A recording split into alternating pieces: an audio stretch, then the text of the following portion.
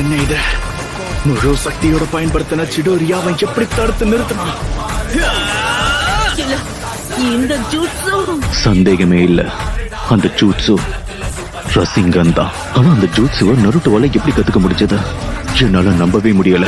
Jiraiya, நீயும் 4th ஒக்காகேவும் மட்டும்தான் அந்த ஜூட்ஸ்ல தேர்ச்சி பெற்றவங்க. நருட்டோக்கு அந்த டெக்னிக்கை கத்து கொடுத்தது நீங்க தான் நான் நினைக்கிறேன். நருட்டோ மாதிரி ஒருத்தனால அந்த ஜூட்ஸுவை பொறுப்பா பயன்படுத்த முடியும்னு நினைக்கிறீங்களா?